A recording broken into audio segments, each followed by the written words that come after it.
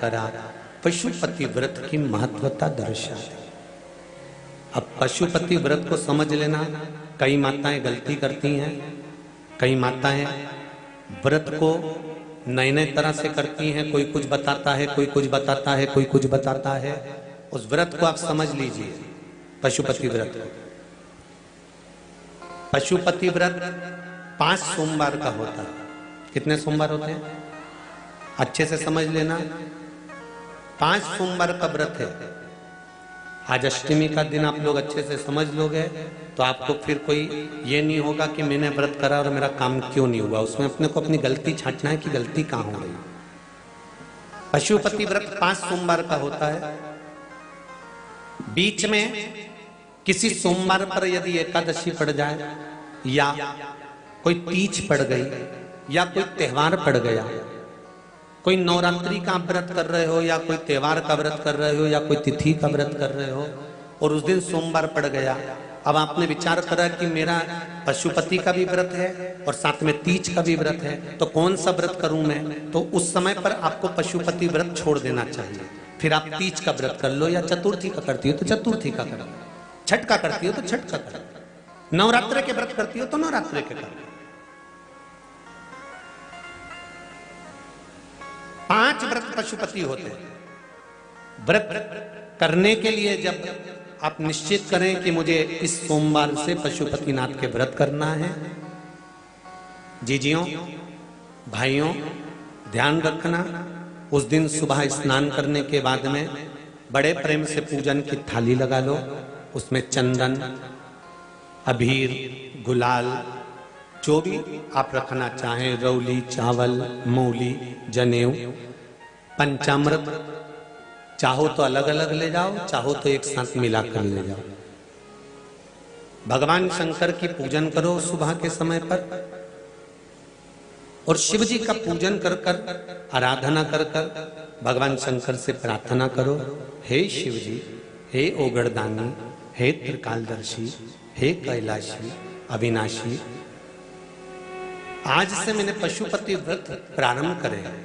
बाबा मेरा ये व्रत इस कार्य के लिए मैं कर रही हूं, आप स्वीकार करना। बाबा को निवेदन करना। पूजन का सामान थाली में उतना लेकर जाना कि सुबह भी काम आ जाए और शाम को भी काम आ जाए। अलग से पूजन का साहित्य में शाम को अलग से नहीं रखना है। थाली में उतना ही रख के ले जाओ जितना सुबह भी काम आए और शाम को भी काम आए। बाबा को निवेदन कर कर पूजा की थाली वापस ले आओ। शाम के समय पर घर में मीठा बनाओ, 6 दिए रखो थाली के अंदर घी के, और दिए रखकर मीठा ले जाकर मंदिर में पूजन करो। शाम को स्नान कराने की जरूरत नहीं, पंचामृत स्नान की जरूरत नहीं है। शाम को तो केवल जल का छींटा दे दो, पंचामृत का छींटा दे दो, बाबा की पूजन करो। पूजन कर कर प्रसाद के पहले 3 हिस्से करो। 3 हिस्से करने के बाद फिर आप दिया लगाइए। फिर बाबा को कितने दिए लगाना है? जम के बोलो, 5 दिए लगाना है आपको शंकर भगवान को। 5 दिए लगाइए, एक एक दिया जलाते जाएं और शंकर भगवान से पहले सोमवार को दिया जलाते समय अपने हृदय की बात कहते जाएं। 5 दिए पूरे हो जाएं। छठा दिया जलाना नहीं है, उसको थाली में वापस रख लेना। दिए को थाली से नीचे उतारना जरूर। कौन से दिए को? जम के बोलो जरा। छठे दिए को मंदिर में उतारना जरूर और फिर वापस थाली में रख लेना है। प्रसाद 2 हिस्से मंदिर में छोड़ना है, 1 हिस्सा थाली में रख के ले आना है। पूजन कर कर बाबा को निवेदन कर कर वापिस आइए।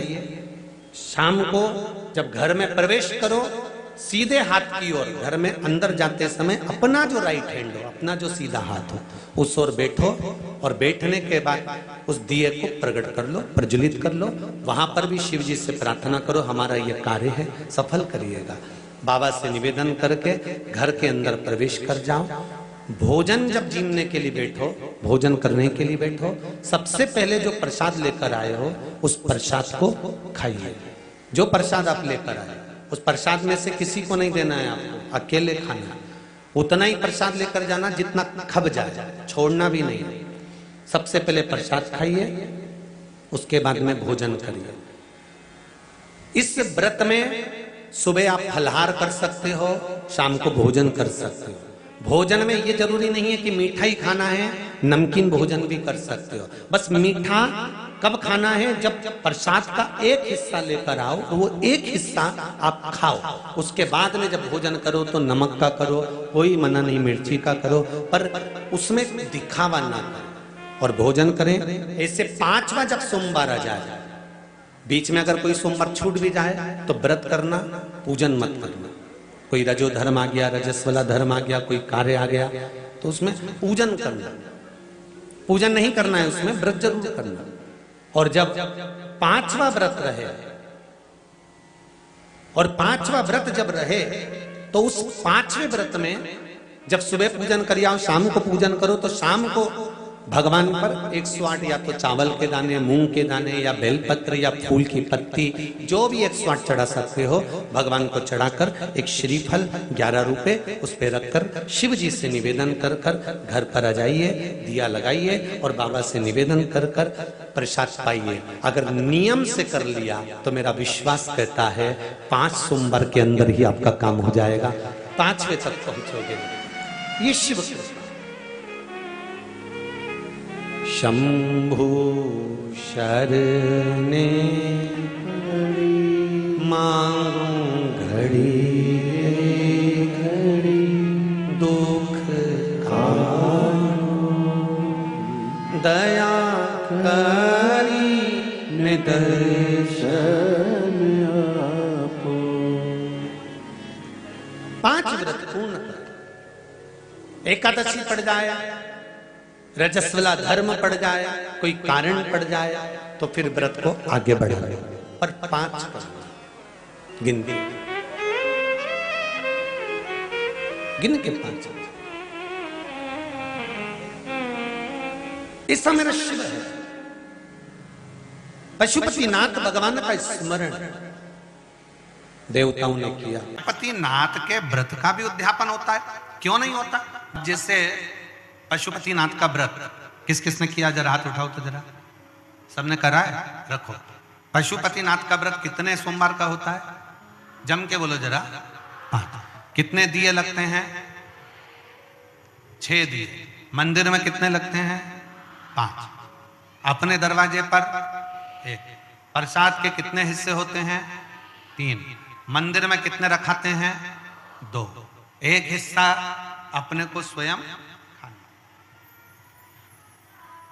अब कई लोगों के मन में एक प्रश्न अड़ता है कि गुरुजी हमने 5 व्रत करे, अगर संतोषी माता का व्रत करते हैं तो उसका उद्यापन होता है, लक्ष्मी जी का वैभव लक्ष्मी व्रत करते हैं तो उसका उद्यापन होता है, हम गुरुवार का व्रत करते हैं तो उसका उद्यापन होता है, सोमवार का व्रत करते हैं उसका उद्यापन होता है, प्रदोष का व्रत करते हैं उसका उद्यापन होता है, एकादशी का व्रत करते हैं उसका उद्यापन होता है, हम देवी जी का व्रत करते हैं नवरात्रि का, उसका भी उद्यापन होता है, करवा चौथ का व्रत करते हैं चतुर्थी का, उसका भी उद्यापन होता है, तीज करते हैं तो तीज का उद्यापन भी होता है, छठ करते हैं तो छठ का उद्यापन भी होता है। तो पशुपतिनाथ के व्रत का भी उद्यापन होता है, क्यों नहीं होता?